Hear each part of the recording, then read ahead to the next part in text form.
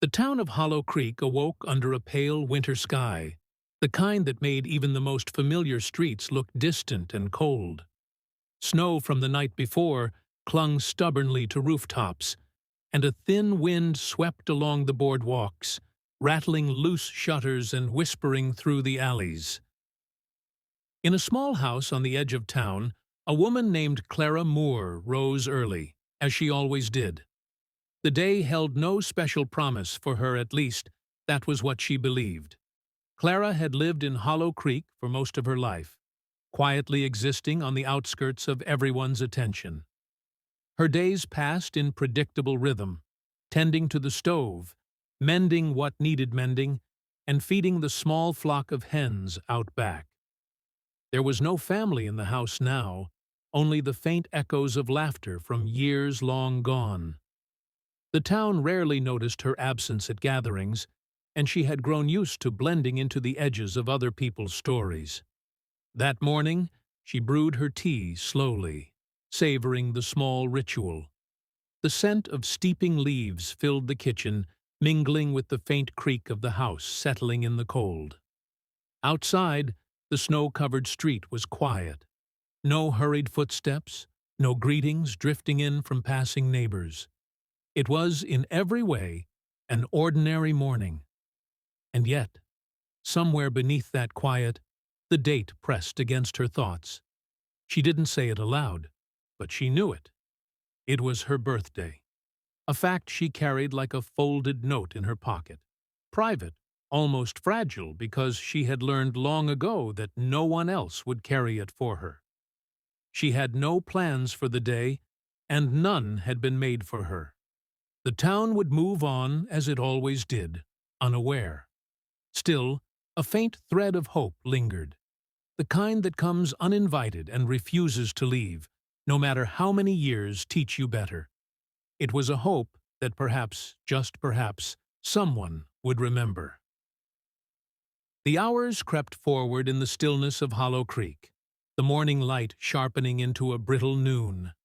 Clara busied herself with small, necessary tasks, stacking wood by the stove, sweeping the porch, and setting a loaf of bread to bake.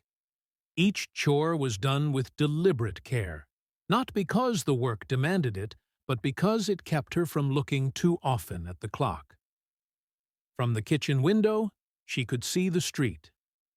Now and then, townsfolk passed by bundled in coats, faces flushed from the cold, their voices drifting in bits and pieces that never reached her door. A few tipped their hats out of habit, but their eyes moved on before they met hers. There were no knocks, no letters, no visitors. As the bread baked, the scent filled the house, warm and comforting, but it could not fill the hollow in her chest.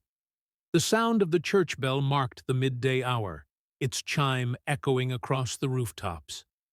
Clara paused, listening as if the ringing might signal a change, a sign that her day would take a different turn. But when the final note faded, the silence returned, deeper than before. She sat for a moment at the small wooden table, hands resting still, eyes unfocused. She had told herself not to expect anything, but expectation was a stubborn thing. It lingered, even when unwelcome. By now, it was clear. No one had remembered. Yet, she carried on. She removed the bread from the oven, its crust golden and crackling. The afternoon light fell across the kitchen floor in long, cold stripes. Another hour passed, then another. The day was slipping away, and with it, the fragile hope she had held that morning began to dim. By late afternoon, the sky had taken on the muted colors of approaching dusk, a pale wash of lavender and gray settling over the town. The shadows stretched long across the dirt road, and the crisp air carried the faint smell of chimney smoke. Clara stepped outside to bring in the laundry she had hung earlier, the fabric stiffened by the chill. As she worked, her eyes caught on a small movement at the far end of the street, a figure lingering by the old hitching post, half hidden by the dimming light. It wasn't anyone she recognized at first glance. The figure didn't approach, only watched for a few moments before turning away, disappearing into the curve of the road. Clara's brow furrowed, but she said nothing, only carried the laundry inside. The house felt quieter now, almost listening. She set the folded clothes aside and lit a single oil lamp, the warm glow pushing back the encroaching gloom. There was an unease in her chest, not quite fear, but something unsettled, an awareness that the day was not yet finished, and perhaps neither was the story it held. Somewhere in the distance, a dog barked, then stopped abruptly. The wind picked up, rattling the loose shutter on the side of her home. Clara sat down again at the wooden table, her hands wrapped around a cooling cup of tea. The minutes passed slowly, the air thick with a strange anticipation she couldn't name.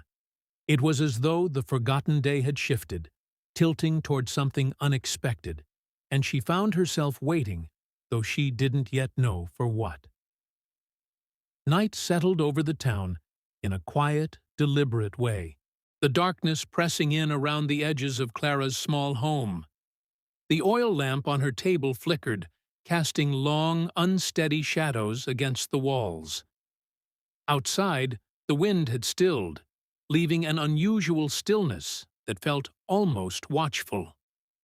Clara rose to close the front door against the cold, and that's when she saw it, a small, carefully wrapped bundle resting on the top step. No footsteps, no knock, no sound had preceded its arrival. She hesitated before bending to pick it up, her fingers brushing the coarse paper tied with a faded ribbon.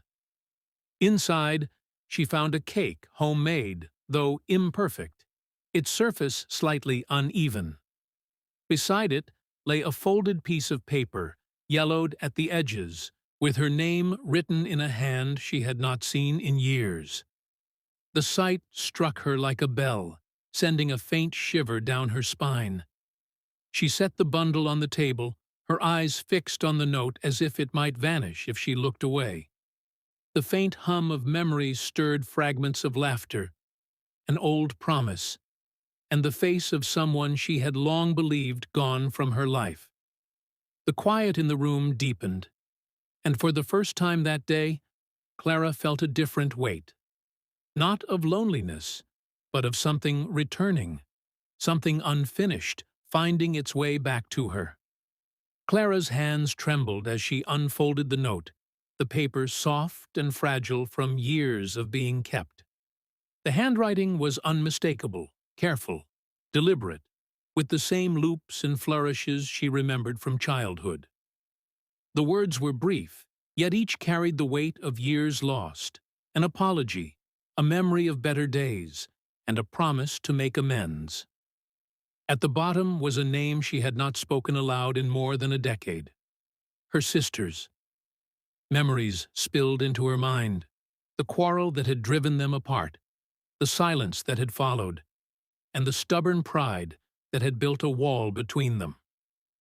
Now, that wall felt fragile, as if the simple act of this note and the cake had cracked it open.